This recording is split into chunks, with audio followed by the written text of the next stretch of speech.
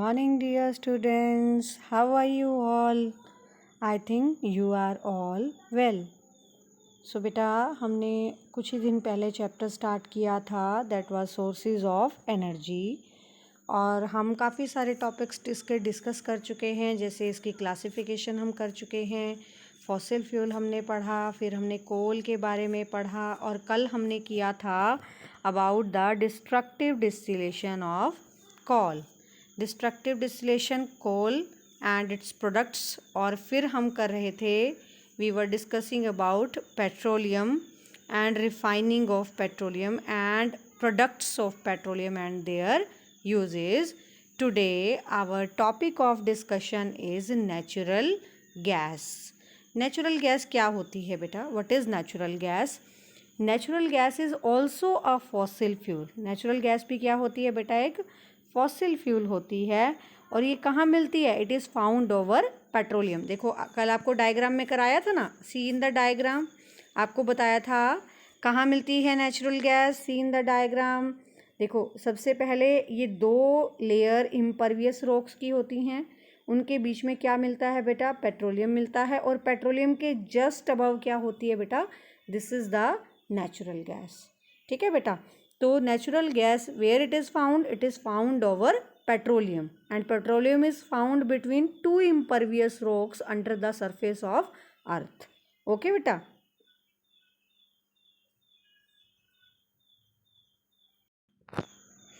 So natural gas is found above the petroleum. It is found along with petroleum in the oil wells.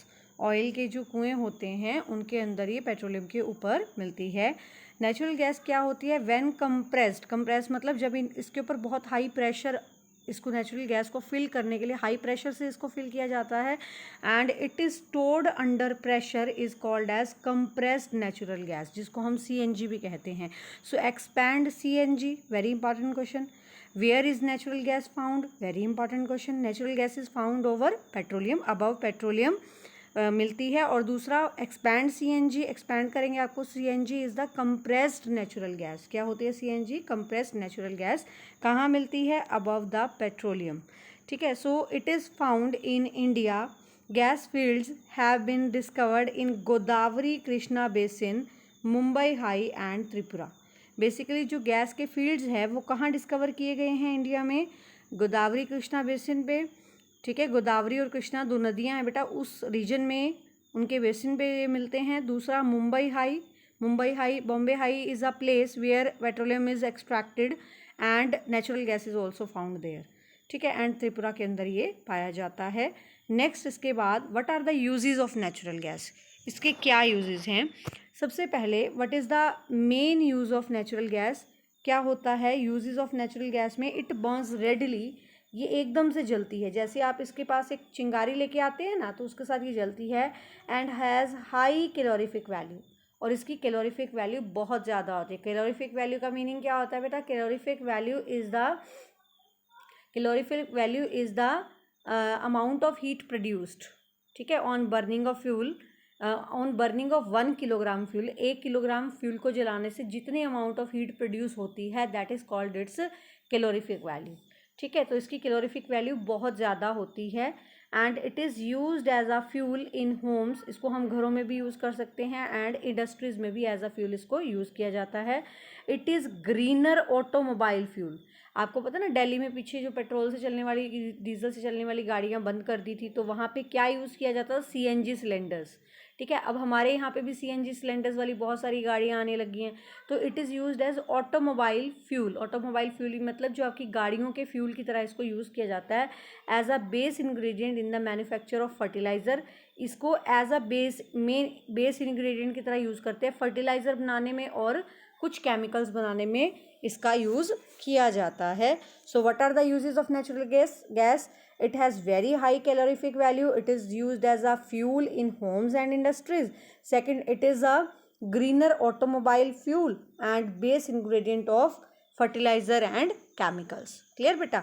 उसके बाद आता है हमारे पास what are cleaner fuel? Very important. What are cleaner fuel? ये आपका 2 marks 3 marks में question आता है और बहुत इंपॉर्टेंट क्वेश्चन है बेटा ये। क्लीनर फ्यूल क्या होते हैं? सो क्लीनर फ्यूल क्या होते हैं बेटा?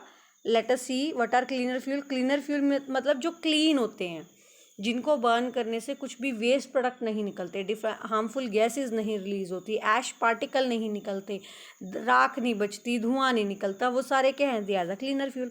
आप घर पे एलपीजी जलाते हैं, सिलेंडर जलाते हैं ना, सिलेंडर के ऊपर आप चूल्हा गैस जलाते हैं, तो वो क्या है? That is a cleaner fuel. आपके बर्तन भी ब्लैक नहीं होते, कोई भी वेस्ट पार्टिकल नहीं उसमें से निकला, कोई धुआं नहीं पैदा होता, so that is a cleaner fuel. So इनको हम क्लीनर फ्यूल भी कहते हैं। Economic development and rapidly growing population are putting a strain on the environment. जो इकोनॉमिक डेवलपमेंट होती है, इकोनॉमिक डेवलपमेंट हो रही है, और जिसकी और हमारे यहाँ जो पूरे वर्ल्ड के अंदर पॉपुलेशन इंक्रीज़ हो रही है, they are putting a strain on the environment. इसकी वजह से एनवायरनमेंट पे बड़ा इम्पैक्ट पड़ रहा है, ठीक है। इन एनवायरनमेंट पे, इंफ्रास्ट्रक्चर पे, नेचुरल रिसोर्सेज पे भी फ़र्क पड़ा। नेचुरल रिसोर्सेज यानी फॉसिल फ्यूल के ऊपर। देखो पॉपुलेशन बढ़ने से कैसे ये अफेक्ट होती है? पॉपुलेशन जब बढ़ती है तो क्या होता है बेटा?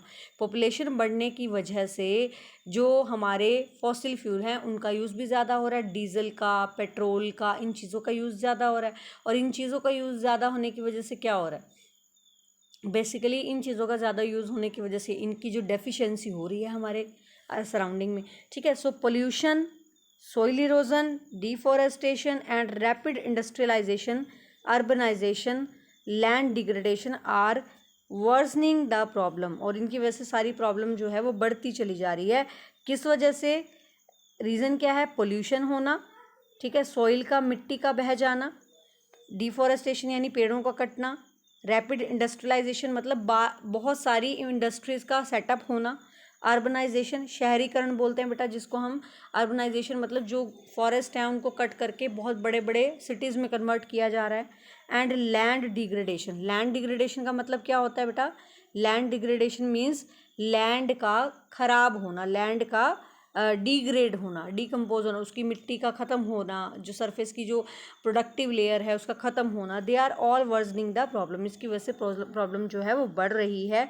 Burning of fossil fuel such as coal and petroleum product is a major source of pollution.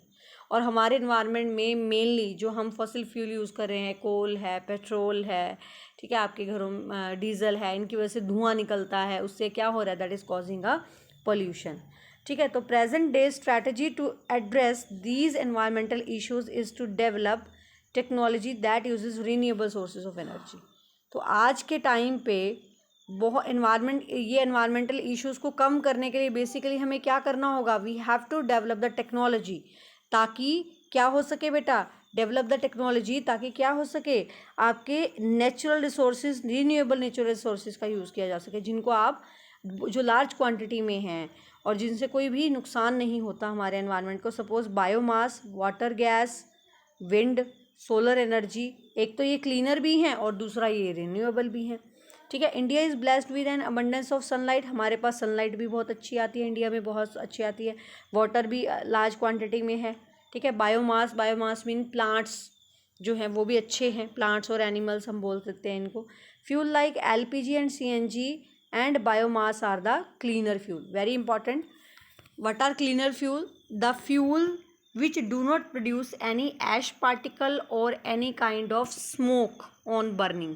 जब उनकी बर्निंग करी जाती है, कम्बशन करा जाता है, तो जो धुआं या ऐश पार्टिकल नहीं छोड़ते हैं वो क्या हैं? Cleaner fuel. अब आप देखिए कौन कौन से हैं? एलपीजी, सीएनजी, बायोमास, ये सारे क्या हैं? These are the cleaner and better fuel. When burned, biomass and LPG release carbon dioxide but in very small amount. जब हम इनको जलाते हैं, बायोमास और एलपीजी है, ये क्या करते हैं? ये कार्बन डाइऑक्साइड पैदा तो करते हैं but in very small amount, बहुत कम अमाउंट में, ठीक है। और biomass crops are grown as a significant amount of carbon dioxide is consumed. जो बायोमास क्रॉप है, जितनी भी आपकी प्लांट्स उगाए जाते हैं बहुत लार्ज क्वांटिटी में, जो हम क्रॉप्स उगाते हैं, ये फोटोसिंथेसिस के लिए क्या करते हैं बेटा? They take carbon dioxide from the atmosphere. फिर कार्बन डाइऑक्साइड की हमारे एटमॉस्फेयर में क्या हो जाती है? कमी हो जाती है, ठीक है। इस वजह से ये क्या है? They act as the natural fuel, cleaner fuel. तो इसके अंदर आपके पास आते हैं natural gas is a cleaner fuel as. Natural gas क्या है? एक क्लीनर फ्यूल है ये भी। क्यों? क्योंकि it provide relatively low amount of pollutant.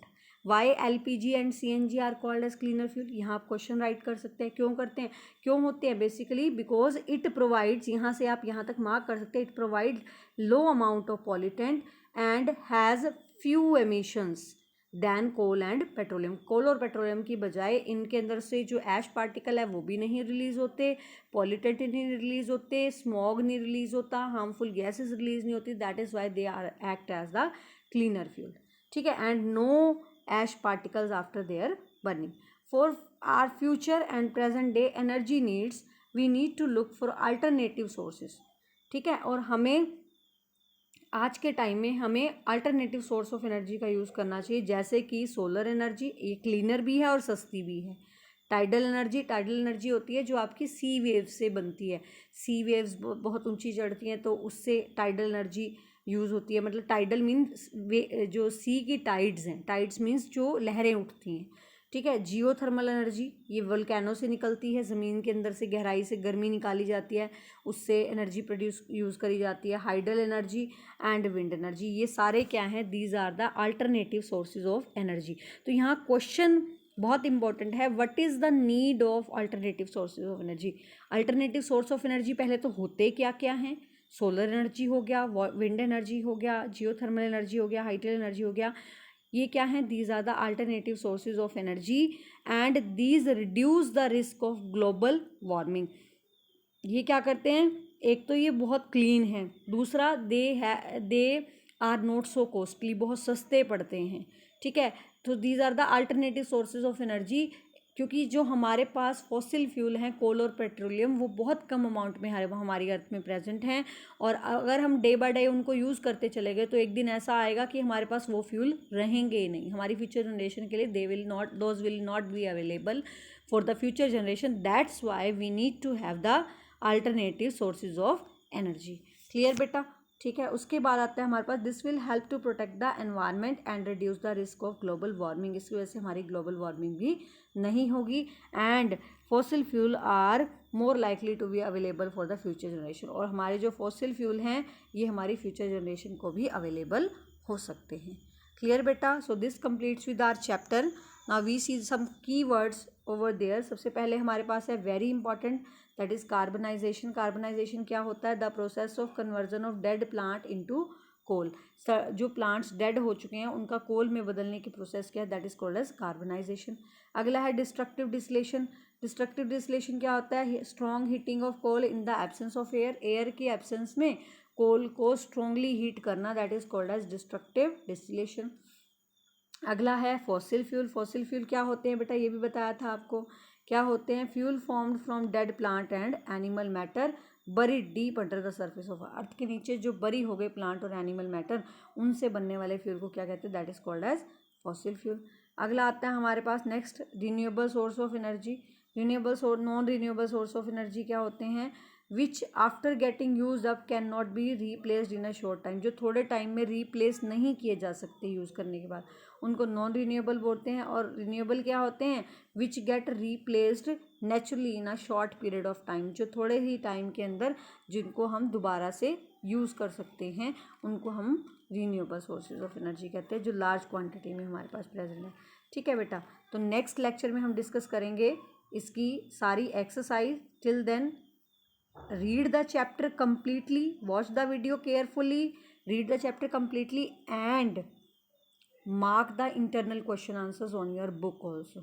Okay beta, ठीक है, till then stay safe, stay home, have a nice day.